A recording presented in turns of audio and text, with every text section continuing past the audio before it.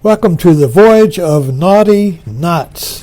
We're going to look at naughty knots in a different context today, instead of in a movie or in politics. Let me explain what a naughty knot is before. I guess I have to do this each time I give a talk. A naughty knot is a contradiction, a twist in your life, in the world, in your situation that doesn't untie. It's like Groundhog Day. No matter what you do, you can't untie it. Keeps coming back in new forms. And we're always tied in a knot. And it's naughty because it won't untie. If it were not naughty, it would untie. You can untie a knot. No knot cannot be untied, but a naughty knot will retie itself when you try to untie it. That's why it's naughty. So we're looking at naughty knots in the context of a mala.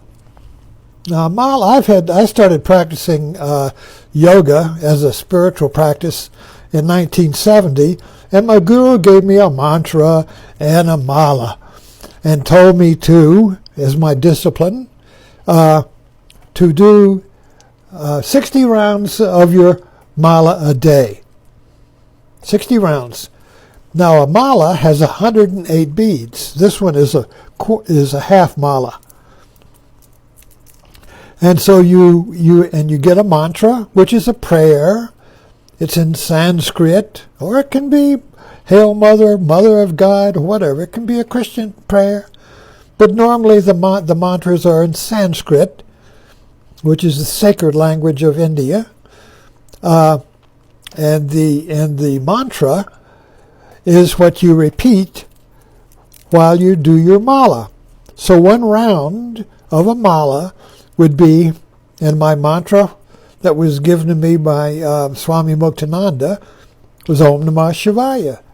So I do Om Namah Shivaya, Om Namah Shivaya, Om Namah Shivaya, Om Namah Shivaya, all the way around to 108. Then you get to the top bead, called the top knot, and you go all the way back. Om Namah Shivaya, Om Namah Shivaya, Om Namah Shivaya.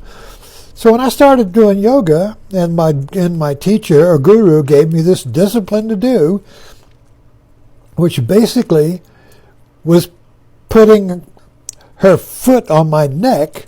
In other words, it took me about an hour to do this. So I'm sitting there under a tree doing my mala, Om Namah Shivaya, Om Namah Shivaya, Om Namah Shivaya, Om Namah Shivaya. Took an hour every day. She said, do this for 1 year. And I did it for 1 year.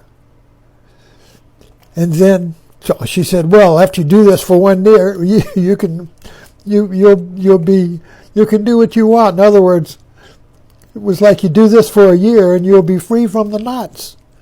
Well, I wasn't. But the point is that these are knots. If you look at these are Rudraksha beads.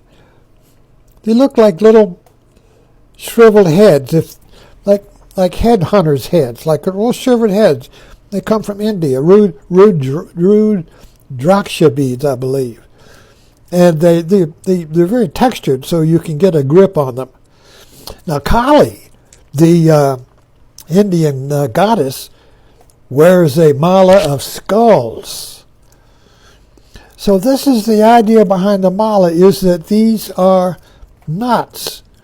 In the context that I'm talking about it, these are knots in your mind, in your life. And there are small knots, and then there's the big knot, the top knot.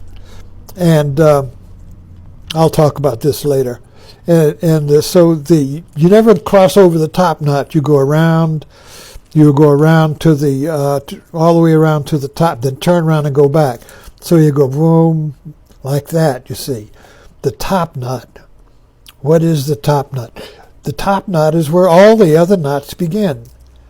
You go back to you go around, Om Namah Shivaya, Om Namah Shivaya, to the top knot, then you turn about. So that top knot is the one knot that holds all the other knots together.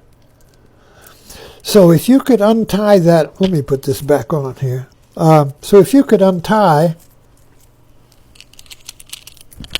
so the knotty knots in your life, you have to look at your life as a necklace of knots.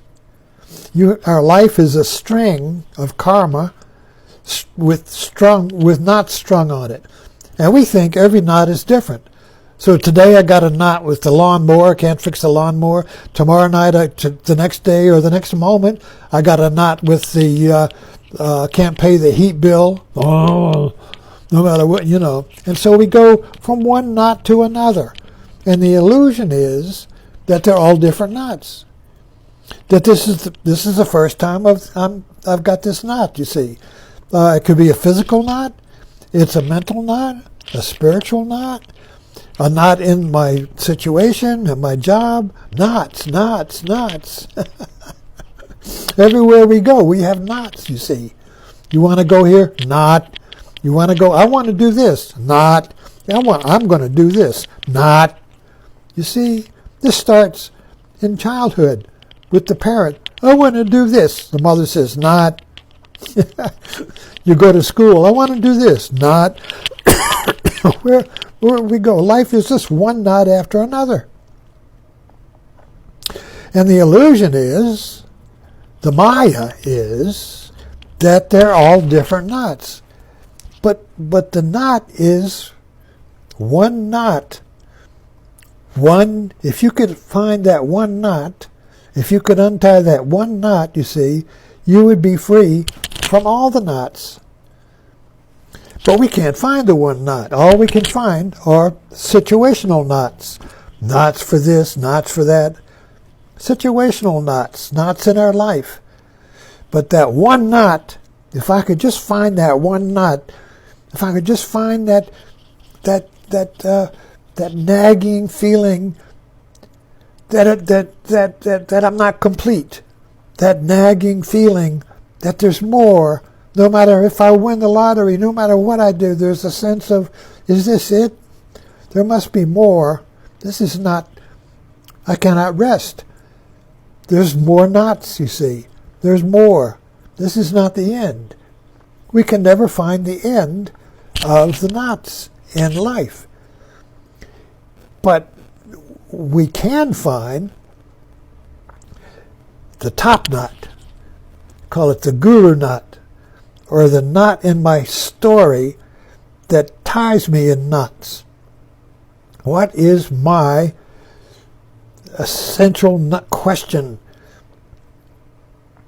I mean, this, if we could find the essential twist in my life, that would release other knots.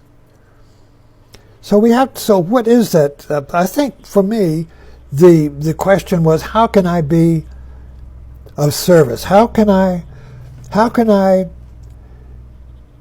find a way to serve and act through my true nature, not through getting a job with an institution or whatever, but finding a way to be my true self in life without being tied in a knot, being released from the knot of life. And that in Buddhism is called the cessation of suffering. The cessation of suffering is being free from the knots in your life. But that doesn't mean that you don't have any knots. It just means that when you encounter a knot, it releases. So you keep encountering knots, but when you encounter a knot, it releases. It doesn't become a Groundhog Day and just repeat itself in endless knots, you see. Why can't I get what I want when I want it, you see? That's a knot. Anyway, I'm running out of time with this, so we'll pick this up. Thanks for dropping in.